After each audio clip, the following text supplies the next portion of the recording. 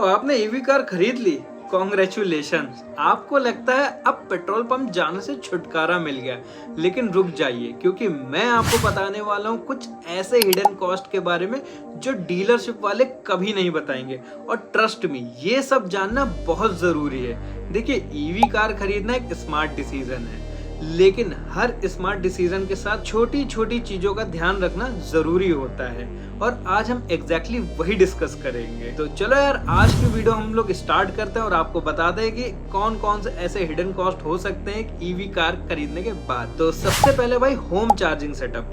Dealership वाले बोलते हैं घर पे चार्ज करो, सिंपल, लेकिन कोई नहीं बताता कि इसके लिए कितना खर्चा आता है।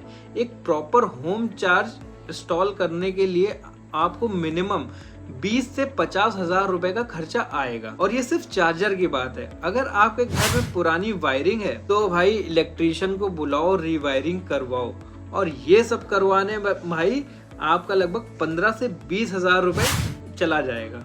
और अगर आप अपार्टमेंट में रहते हो तो सोसाइटी का परमिशन, डेडिकेटेड मीटर, ये सब का अलग झंझट। कुछ सोसाइटीज में तो डायरेक्टली मना कर देते हैं। तो प्रिवेंशन क्या है? कार खरीदने से पहले अपने इलेक्ट्रीशियन से बात करो, घर की कैपेसिटी चेक करो कि भाई घर पे जो मीटर लगा हुआ है उसकी कितनी कैपेसिटी है।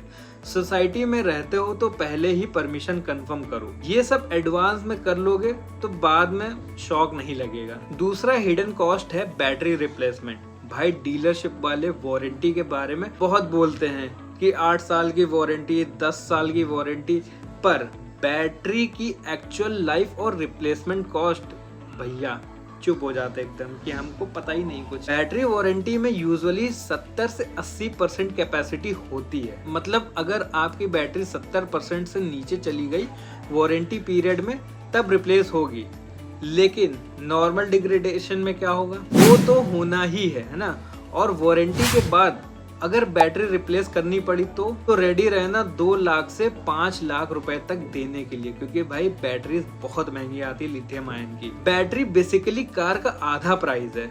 तो इससे बचाव कैसे किया जा सकता है? तो driving habit improve, fast charging कम से कम यूज करो, क्योंकि बाहर आप जाओगे तो फास्ट चार्जिंग मिलेगी, लेकिन उसको इस्तेमाल करना थोड़ा सा कम कर दो।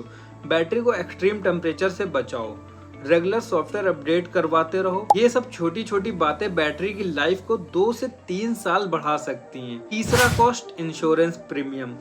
ईवी कार्स का इंश्योरेंस प्रीमियम नॉर्मल कार से 15 से 20% ज्यादा होता है, क्योंकि पार्ट एक्सपेंसिव है, रिपेयर एक्सपेंसिव है, और अवेलेबिलिटी भी कम है इसकी।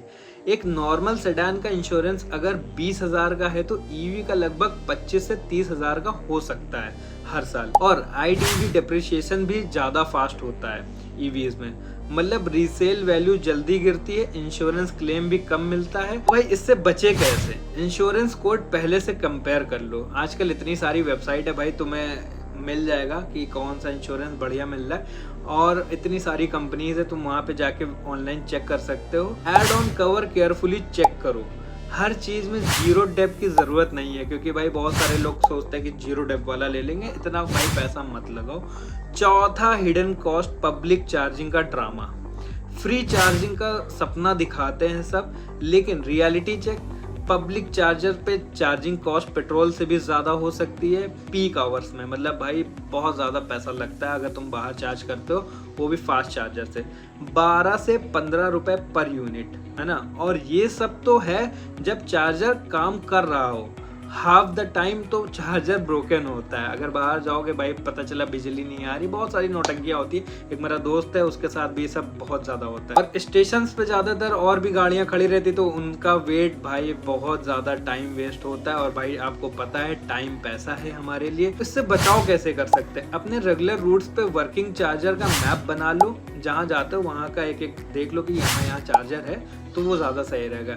ऐप यूज़ करो जो रियल टाइम अवेलेबिलिटी शो करते हो कि यहाँ पे चार्जिंग अभी हो सकती है। और पीक आवर में जाने को अवॉइड करो। और ऑनेस्टली घर पे चार्जिंग सेटअप को प्रायोरिटी दो, वो सबसे रिलायबल और कॉस्ट इफेक्टिव है लॉन्ग टर्म में।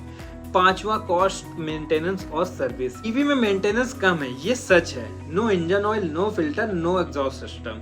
पर जो सर्विस होती है वो एक्सपेंसिव होती है, क्योंकि स्पेशलाइज्ड टेक्नीशियन चाहिए। सॉफ्टवेयर अपडेट के लिए ऑथोराइज सर्विस सेंटर जाना पड़ता है। भाई बहुत ज़्यादा मतलब खर्चा आ जाता है इन सब चीज़ों में। और अगर कोई इलेक्ट्रिकल फॉल्ट आया तब तो भाई पैसे कहाँ गए। तो डायग्नोस चार्जेस ही 5 से 10 हज़ार रुपये होते हैं। टायर भी ज़्यादा जल्दी ख़राब होते हैं। अब आप सोचोगे टायर इसमें इतनी जल्दी कैसे ख़राब हो जाते हैं, क्योंकि भाई इसमें एक्सेलरेशन बहुत ज़्यादा होता है और इंस्टेंट टॉर्क होता है और वेट ज़्यादा होता है, इस वजह से टायर जल्दी घिस जाते हैं। तो हर साल टायर रिप्लेसमेंट का खर्चा ऐड कर लो उसमें। तो इससे बचाव कैसे किया जा सकता है, तो ऑथोराइज सर्विस सेंटर के साथ एनुअल मेंटेनेंस कॉन्ट्रैक्ट देख लो कि भैया क्या क्या ये प्रोवाइड कर रहे हैं आपको, तो आपको ज़्यादा सही रहेगा। कुछ कंपनीज बढ़िया डील देती हैं, है ना। टायर रोटेशन रेगुलरली चेक करवाओ और जेंटल एक्सेलरेशन की प्रैक्टिस करो। भाई अचानक से प्रेस मत करो, धीरे धीरे अपना जाओ, तो ज़्यादा तेज नहीं घूमेगा, तुम्हारा टायर बचा रहेगा। सबको दिखाने के लिए स्पोर्ट्स मोड में चलाने की ज़रूरत नहीं है भाई। छठा कॉस्ट है रीसेल वैल्यू का झटका। ईवी मार्केट अभी नई है, यहाँ पे तो यूज्ड ईवी खरीदने वाले कम हैं, और जो हैं भी वो बैटरी हेल्थ को लेकर बहुत कॉशियस होते हैं। 3 से 4 साल पुरानी ईवी की रीसेल वैल्यू लगभग 40 से 50% तक गिर सकती है। नॉर्मल पेट्रोल कार में 25 से 30% होती है। जब बेचने जाएंगे तब पता चलेगा असली नुकसान। इसका प्रिवेंशन क्या है, अगर आप 3 से 4 साल में कार चेंज करते हो तो ईवी अभी मत लो, या फिर लीज ऑप्शन देखो। बैटरी हेल्थ सर्टिफिकेट मेंटेन करो सर्विस रिकॉर्ड के साथ, ये सेलिंग टाइम पे बायर्स को कॉन्फिडेंस देता है। और लास्ट, रोड टैक्स और रजिस्ट्रेशन, ये स्टेट पे डिपेंड करता है। कुछ स्टेट में ईवी पे सब्सिडी रोड टैक्स कम है, पर कुछ स्टेट में नॉर्मल रेट अप्लाई होते हैं। ईवी के लिए कुछ एडिशनल डॉक्यूमेंट चाहिए होते हैं, डिलेज होते हैं, मल्टीपल विजिट होती है, टाइम और पैसा दोनों वेस्ट। तो इससे कैसे बचें, अपने स्टेट की ईवी पॉलिसी पहले से पढ़ लो, डीलर से क्लियर कंफर्मेशन कर लें सब्सिडीज एक्चुअली में कौन सी मिलेगी, क्योंकि बहुत बार बोलने के बाद भी सब्सिडीज डिलीवरी के टाइम पर गायब हो जाती है। तो ये थे मेन हिडन कॉस्ट। वो भाई मैं ईवी के अगेंस्ट में नहीं हूँ। ईवी एक फ्यूचर है, एनवायरमेंटली बेटर है, पर स्मार्ट डिसीजन तभी होता है जब आपको पूरी जानकारी हो। अगर आप मोस्टली सिटी में चलाते हो, डेली कम्यूट फिक्स है, घर पे चार्जिंग सेटअप हो सकता है, तो ईवी बिल्कुल परफेक्ट है आपके लिए। पर अगर आप फ्रीक्वेंट लॉन्ग ड्राइव करते हो, हाईवे ट्रेवल ज़्यादा है, चार्जिंग इंफ्रास्ट्रक्चर अनसर्टेन है, तो मे भी अभी वेट करो आप। टेक्नोलॉजी और इंफ्रास्ट्रक्चर दोनों इम्प्रूव हो रहे हैं। हर कॉस्ट को प्रिवेंट तो नहीं कर सकते, पर प्रिपेयर तो हो सकते हैं ना। रिसर्च करो, कैलकुलेट करो, रियलिस्टिक एक्सपेक्टेशन रखो। तो ये थी आज की रियलिटी चेक। अगर ये वीडियो हेल्पफुल लगा हो तो भैया अपने दोस्तों में भेज दो, और कमेंट में बताइए आप ईवी ले रहे हो या अभी वेट कर रहे हो। मिलते हैं नेक्स्ट वीडियो में, तब तक के लिए ड्राइव सेफ और अपना ख्याल रखो। Bye bye, love you all.